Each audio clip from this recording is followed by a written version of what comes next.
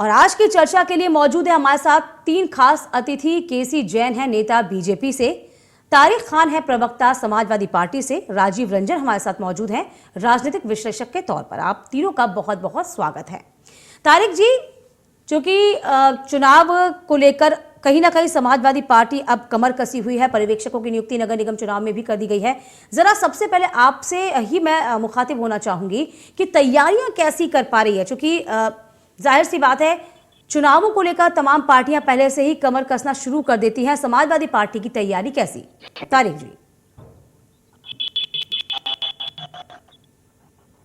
देखिए, पंचायत और महानगर पालिका के चुनाव होने अभी तक जो शेड्यूल है वो वही है, मगर के लिए जो नगर निगम है उसके लिए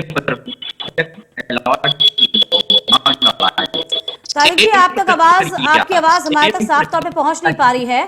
मैं कोशिश करूंगी कि आपकी आवाज दुरुस्त हो और बीजेपी के नेता जो हैं जी मैं कोशिश करूंगी आपकी आवाज दुरुस्त हो, क्योंकि इको कर रही है आपकी आवाज। केसी जैन जी जी केसी जैन जी, 2024 के लिए क्या खास रणनीति तैयार की बीजेपी ने?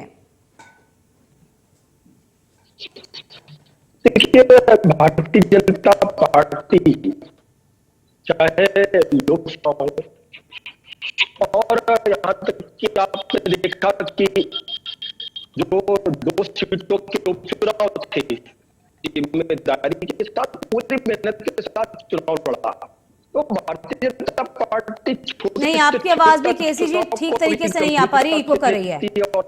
केसी जी, आपकी आवाज भी ठीक तरीके से नहीं आ पा रही, इको कर रही है। एक बार अपने पीसीआर से कहूंगी कि आवाज को दुरुस्त करें। इससे पहले मैं तमाम दर्शकों को मैं बता देती हूं कि 2024 के लिए खास रणनीति बनाने की योजना इस वक्त तमाम पार्टियां कर रही हैं, इस वक्त तैयारियों में जुटी हुई हैं। इसी पर हम खास चर्चा कर रहे हैं। सवाल तो बनता में कई तरह के प्रश्न हम कर रहे हैं कि आखिरकार तैयारियां कैसी की जा रही हैं। यदि हम समाजवादी पार्टी की बात करते हैं तो नगर निगम चुनाव चूंकि नजदीक हैं, इसके लिए नगर निगम चुनाव को लेकर कहीं ना कहीं समाजवादी पार्टी ने कमर कसी ली है और पर्यवेक्षकों की सूची भी इस लिहाज से जारी कर दी गई है। आपको बता दें कि 17 पर्यवेक्षकों की सूची नगर निगम ने जारी की है। इधर आपको ये भी बता दें, कहीं ना कहीं जो समाजवादी पार्टी है अब तैयारियों में जुट चुकी है। क्योंकि 2012 की बात कर ली जाए तो 2012 से लेकर अखिलेश के नेतृत्व में जो समाजवादी पार्टी है उसको सिर्फ हार का सामना करना पड़ रहा है और यहीं से ही सवाल खड़ा हो जाता है।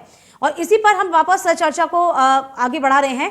तारिक खान जी, आपसे मैं सबसे पहले मुखातिब थी, कोशिश करूंगी कि आप तक आवाज सही तरीके से पहुंच पा रही होगी मेरी। जी तारिक जी, आवाज आ रही है? चलिए, तैयारियां बताइए, क्या तैयारी चल रही है आपकी? जी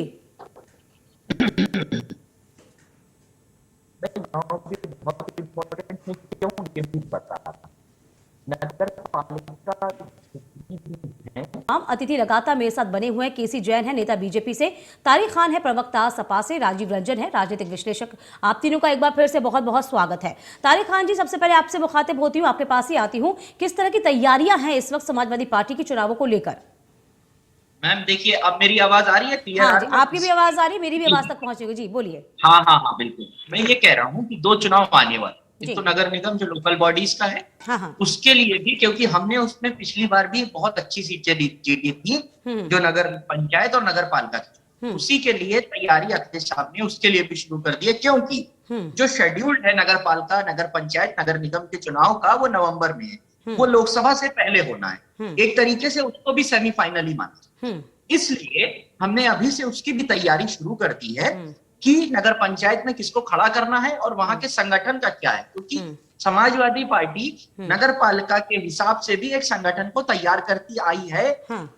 जो जिले हैं उसके अंदर उसके संगठन में क्या कमी है उसको ठीक कर ले। जो हमारे पार्षद हैं और जिसको लोकल लेवल पे हम सभासद कहते हैं, उनको किसको किसको टिकट देना है, किसको पैरवी करनी है, किसकी क्या है एप्लीकेशन लेना, ये सब प्रक्रिया बहुत जल्दी स्टार्ट हो जाएगी। उसके साथ साथ आने वाला चुनाव लोकसभा का है। ये तो एक छोटी चीज है, लेकिन लोकसभा बड़ा चुनाव होगा, उसका ही ये एक सेमीफाइनल भी मान लिया जाए छोटा सा। लेकिन लोकसभा की तैयारी भी आपने देखा जिस तरीके से सदस्यता अभियान में और जो नेता थे बड़े, उनको भी जिम्मेदारियां दी गई हैं, जिसमें इंजी सरोज है, स्वामी प्रसाद मौर्य है, राजभर साहब हैं और तमाम लोग हैं, रामाचल राजभर, वो राजभर नहीं। तो ऐसे लोगों को भी जिम्मेदारियां दी गई हैं ताकि सदस्यता अभियान को और तेजी लाई जाए। अब कहने का मतलब यह है कि हम अपने जो कमियां रही हैं जिसकी वजह से हम चुनाव हारे हैं उनको दूर करने के लिए हम मीटिंग कर चुके, हम उसकी समीक्षा कर चुके, हम विधानसभा वाइज हमारी समीक्षा खत्म हो गई, उपचुनाव की समीक्षा की रिपोर्ट हमने मांगी थी वो हमें मिल गई है। उसके ऊपर भी हमारी नजर है कि उसकी वजह क्या थी हारने की, क्योंकि वहां पर पूर्वांचल में एक जो हमारा तबका जो हमको बहुत मूलभूत रूप से वोट देता आया है, जिसने गुड्डू जमाली साहब को उसमें वोट कर दिया, उसके क्या रीजन थे, क्या वजह थी, उसको भी दूर करने के लिए हमारी पूरी कोशिश है कि हम आने वाला लोकसभा पूरी ताकत से लड़ें जिससे हमको ज्यादा से ज्यादा सीटें मिल सकें। चलिए, ये अच्छी बात है, ये अच्छी बात है तारिक खान जी कि समाजवादी पार्टी इस वक्त अब चुनाव को लेकर सक्रिय नजर आ रही है। ये कैसे काबिले गौरव है। लेकिन कहीं ना कहीं अभी यदि हम समाजवादी पार्टी की बात करते हैं तो तमाम जो नगर इकाइयां हैं वो भंग चल रही हैं। चलिए, आपने तमाम जो विधायक हैं, सांसदों को जिम्मेदारी सौंप रखी है कि आप इन पे काम करिए, बहुत बढ़िया बात है, लेकिन तमाम जो इकाइयां भंग है, कैसे काम होगा? चूंकि समय कम है, काम ज्यादा है, तो जाहिर सी बात है कि आपको कहते हैं एक्स्ट्रा काम करना पड़ेगा समाजवादी पार्टी को। मैम, जब तक समाजवादी पार्टी, पता नहीं दूसरे लोग ये करते हैं नहीं करते, मगर मैं समाजवादी का आपको बता रहा हूं, जब तक नए लोग नहीं आ जाते हैं तब तक काम वही लोग करते हैं। जब तक नए लोग, जैसे जिला अध्यक्ष अभी नहीं है क्योंकि सबको भंग किया गया था सिर्फ प्रदेश अध्यक्ष को छोड़कर, तो बाकी लोग वही लोग काम कर रहे हैं, लेकिन जल्द से जल्द उनका भी गठन हो जाएगा।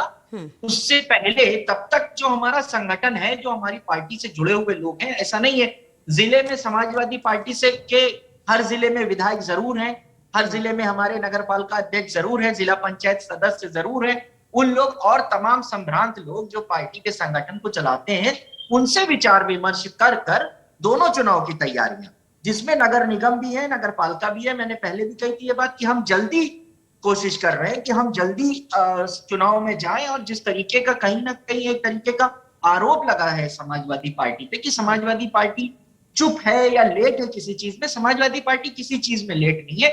हम अपनी तरफ से अपनी पूरी तैयारी कर रहे हैं, जनता के बीच में जाएंगे। इसीलिए मैम, मैं जो बता रहा हूं, जो यात्रा रखी गई है उसको, उसमें ये संदेश देने की बात कही गई है। स्पेसिफिकली अखिलेश यादव साहब ने कहा है कि आपको बीएसपी और सुभाषपा इनको एक्सपोज भी करना है, बीजेपी की जो गलत नीतियां चल रही हैं उनको भी बताना है। उसमें रैलियां भी हैं, उसमें नुक्कड़ सभाएं भी हैं, गांव के बीच में जाना है, छोटी छोटी सभाएं करना है, क्योंकि उत्तर प्रदेश ज्यादातर ग्रामीण क्षेत्रों में बसता है। वहां के लोगों को समझाना है कि क्या गलत नीतियां केंद्र सरकार की रही है जिसकी वजह से आपको कई नुकसान हुए हैं, और जनता को यह भी समझाना है कि लोकल लेवल पे नीतियां तो आप पहले भी समझा चुके हैं ना तारिक खान जी, नीतियां आप तो पहले बता चुके हैं जनता के बीच में, तो आप पहले भी रथ यात्रा निकाल चुके हैं, उसका कोई ज्यादा प्रभाव तो देखने को नहीं मिला था। जा जाकर खटखटाते रहे मैम। मैम, राजनीति और लोकतंत्र यही सिखाता है कि जाना वापस उसी की अदालत में है, सबसे बड़ी अदालत जनता की है मैम। ठुकरा रही है वो। मैंने कभी नहीं कहा, एरोगेंस कभी नहीं रहा समाजवादी पार्टी में कि हमें जनता बहुत एक्सेप्ट कर रही है, बहुत प्यार दे रही है, हमें ठुकरा रही है, वापस उसी की अदालत। ठुकराने के लिए जो सीमा होती है ना साहब, ठुकराने की भी एक सीमा होती है। 2012 से 2017 से कितनी बार ठुकराया जनता, और ये हम बोल सकते हैं ना तारिक जी कि लगातार आप एक अलग मुद्दा लेके सामने जाते हैं लेकिन जनता एक्सेप्ट नहीं कर पाती। और बड़ी बात यह है कि तमाम जो गठबंधन के लोग आपके साथ मौजूद है और वो ये साफ तौर पे बोल रहे हैं कि भैया पूर्वांचल तो आपने हमारी वजह से मजबूत किया है, और आप उन्हीं को आज दरकिनार कर रहे हैं। ओम प्रकाश राजभर तो आपको पता ही है किस तरीके से तरीकियां इस वक्त चल रही है। मैम, जैसे मेरी आवाज आ रही है मैम? हाँ जी, आवाज आ रही है तारिक जी, बोलिए बोलिए। मैं कह रहा हूं, मैं आपका सवाल पूरा नहीं सुन पाया मगर मैं समझ गया हूं। चलिए, मैं आपसे हाँ बोलिए। नहीं, मैं समझ गया। आप राजभर साहब के बारे में पूछ रही कि पूर्वांचल में हम कैसे लड़ेंगे। मैं ये कह रहा हूं मैम कि क्या पूर्वांचल में इससे पहले समाजवादी पार्टी ने परफॉर्म नहीं किया है क्या? ये कहना, ये क्रेडिट लेना, ये देखिए राजभर साहब ये भी कई मैम, राजभर साहब के प्रवक्ता कई बार ये भी क्रेडिट ले चुके हैं कि बीजेपी को भी हम ही ने जिता दिया था। मेरे साथ कई बीजेपी के प्रवक्ता रहे हैं जिन्होंने उनके प्रवक्ताओं को खुला कहा कि आपकी वजह से नहीं जीते थे। कोई किसी की वजह से जीतता नहीं है और ना किसी की वजह से हारता है। हमारा अपना तो संगठन है, फिर हमारा साहब अपना देखिए जनाधार है। तारिक जी, देखिए तारिक जी, ये कहना तो बिल्कुल उचित नहीं है कि कोई किसी की वजह से जीतता नहीं है, कोई किसी वजह से हारता नहीं है, क्योंकि यदि ऐसा होता ही ना तो गठबंधन कभी होता ही नहीं। आप किसी भी पार्टी के साथ गठबंधन कभी करते ही नहीं। तो ये बातें ना कहिए, वो भी कम से कम इस मंच पर, इंडिया न्यूज के मंच पर, कि आप इस तरह की बातें कहेंगे तो लोग भी हंसेंगे। बहरहाल मैं चर्चा को आगे बढ़ाती हूँ, बीजेपी के तमाम प्रवक्ता भी मेरे साथ मौजूद हैं, उनको भी लेके आ जाती हूँ। क्या लगता है आपको यहाँ पर किस तरीके से तैयारियों की हम बात करते हैं, तैयारियां कर रही है बीजेपी? देखिए, हमारी तैयारी हमने आपसे पहले ही बताया जी कि बूथ स्तर पे हमारे जो कार्यकर्ता हैं, और हमारा बूथ सबसे मजबूत के अंतर्गत हमारे हर बूथ पे 10 बूथ के सक्रिय कार्यकर्ता हैं जो कि काम कर रहे हैं। और इसके पहले भी हमने पन्ना प्रमुख बनाए। हर एक प्रदेश के चुनाव में हर एक बूथ पे और बूथ के बाद में एक एक जो वोटर लिस्ट है, वोटर लिस्ट में एक एक पन्ना प्रमुख बने। पन्ना प्रमुख में आप देखिए, जहां पर अन्य पार्टियों में आप देखिए गुरूर और घमंड रहता है कि हम इतने छोटे स्तर पे क्यों काम करें, वहीं भारतीय जनता पार्टी में आप देखिए कि कई सारे मंत्री, विधायक, सांसद सब अपने अपने क्षेत्रों के पन्ना प्रमुख बने और उन्होंने जिम्मेदारी ली कि इस पेज पे जितने भी वोटर हैं उनसे सबसे हम संपर्क करेंगे, और उन्होंने किया भी।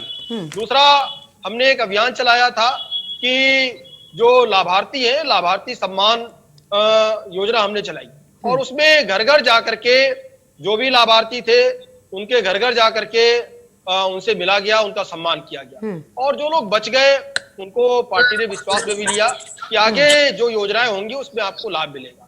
तो भारतीय जनता पार्टी सबका साथ सबका विश्वास पे काम कर रही है।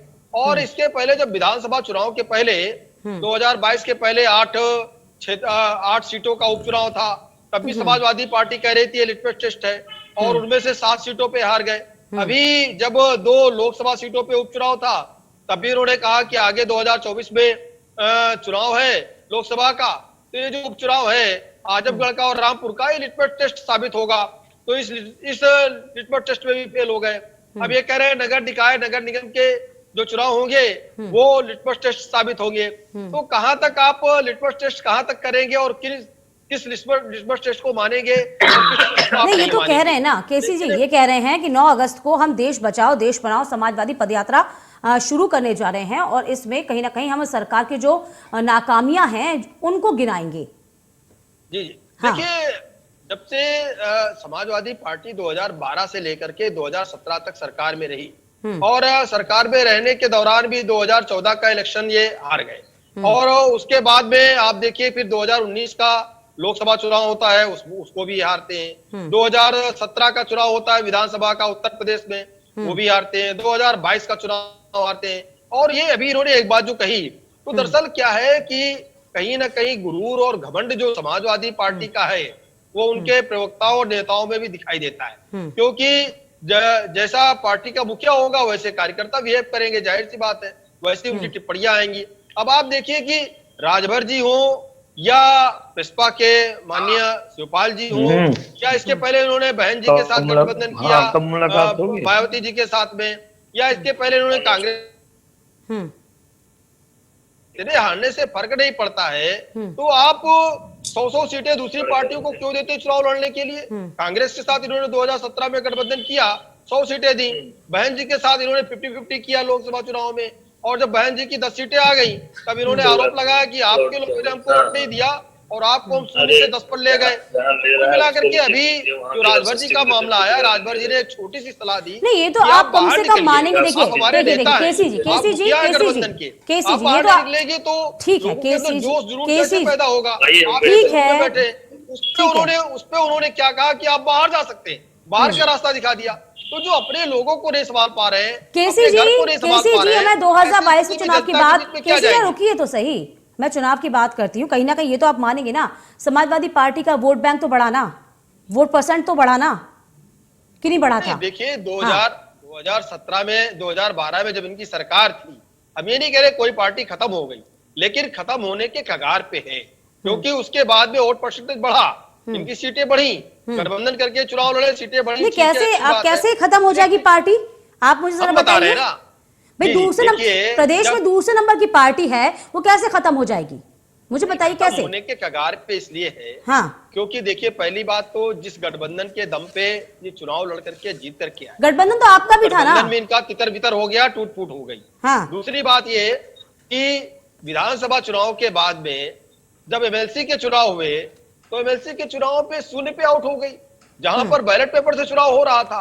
तभी ये तो समाजवादी जब पार्टी चुनाव कह रही है ना आते कि हैं, हम वापस से तैयारियां शुरू करेंगे। ये कहीं ना कहीं बीजेपी के माथे पर चिंता की लकीर नहीं है। नहीं, कोई चिंता की बात नहीं है। हमने जनता के बीच में काम किया है और अभी समाजवादी पार्टी के साथी ने एक अच्छी बात भी कही कि देखिए, लोकतंत्र में सबसे बड़ा अगर कोई फैसला करने वाला है तो ये जनता है। जनता जनार्दन के बीच में हम लोग हर 5 साल के बाद लोकसभा विधानसभा में जाते हैं और जनता ये तय करती है कि किसने काम किया, किसने काम नहीं किया। तो जाहिर सी बात है कि उत्तर प्रदेश में माननीय योगी आदित्यनाथ जी का दूसरा कार्यकाल है और दूसरे कार्यकाल का भी 2024 में 2 वर्ष पूर्ण हो चुके होंगे कार्यकाल के भी, तो इसका भी असर पड़ेगा कि विधानसभा चुनाव के बाद हमने क्या किया और इसके पहले तो जनता ने मोहर लगा ही दी है। लंबे समय के बाद उत्तर प्रदेश में अगर कोई पार्टी जीती है तो वो भारतीय जनता पार्टी जीती है। 35 सालों के बाद अगर कोई पार्टी दोबारा रिपीट करके आई है तो वो भारतीय जनता पार्टी, यानी कि हमने काम किया। तो जनता के बीच में चुनाव में हम जा रहे हैं, वो चाहे पन्ना प्रमुख हमारे हों, चाहे हमारे, ठीक है, तारिक खान जी से ही जवाब ले लेते हैं। केसी हो। जी, तारिक खान जी जवाब देंगे। तारिक खान जी, क्या लगता है जिस तरीके से साफ तौर पे केसी त्यागी जी को आप सुन रहे हैं कि भाई हमने काम किया है इसीलिए हम दोबारा सरकार बनाने में कामयाब हुए हैं। हालांकि ये अच्छी बात है कि समाजवादी पार्टी वापस से, चूंकि दूसरे नंबर की पार्टी तो है ही, इसमें कोई इनकार नहीं किया जा सकता, वापस से चाहे हम नगर निकाय चुनाव की बात करें, अपने आप को मजबूत करने की कोशिश करी है। लेकिन अभी भी मैं आपसे ये भी पूछना चाहूंगी कि तमाम जो गठबंधन आपने तमाम पार्टियों के साथ किया था वो गठबंधन अब बिखरता जा रहा है, यानी कि आपके अपने आप से उठे हुए हैं। ठीक है, शिवपाल यादव को आपने देख ही लिया, ठीक है, राजभर आप देख पा रहे हैं। इन तमाम चीजों को लेकर, इन तमाम बातें जो अलग अलग बिखर रही हैं, उसको कैसे आप एक साथ कर पाएंगे? मैम देखिए, मैं फिर कह रहा हूं, मैं अपनी बात को क्लियरिफाई करता हूं जिसको मैंने अभी कही।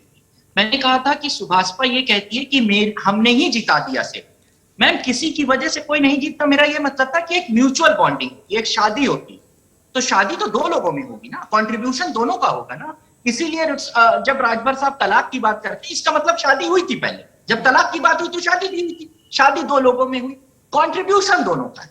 दिक्कत कहां हो जाती है जब वो कहते हैं हम नहीं सब कर दिए, हम नहीं जिताते। नहीं, दोनों लोगों की मैरिज है, कंट्रीब्यूशन 50-50 का हो सकता है, रेशियो अलग अलग हो सकती है कंट्रीब्यूशन, मगर यही रेशियो अलग, आपने कहा रेशियो अलग हो सकता है। लेकिन तारिक जी, देखिए तारिक जी, कहीं ना कहीं सवाल जनता भी देखती है ना कि आपने गठबंधन किया तमाम पार्टियों के साथ, हर छोटे दल को मिलाने की आपने कोशिश की, उन्हीं दलों के साथ आप आगे बढ़े और चुनाव हार जाते हैं। उसके बाद चुनाव के बाद आपको एक बड़ा खामियाजा भुगतना पड़ता है, उसके बाद तमाम पार्टियां आपसे अलग हो जाती हैं, तो इसका भी तो खामियाजा भुगतना पड़ता है ना। ये चीजें कहीं ना कहीं जनता भी देखती है। हालांकि हम अच्छी बात कहते हैं, हम तारीफ करते हैं कि समाजवादी पार्टी वापस से खड़ी हो रही है और वापस से लोकसभा चुनाव की तैयारियों में लगी हुई है। चलिए, मेरे पास समय का अभाव है, इसलिए चर्चा का मुझे यहीं पे विराम देना पड़ेगा।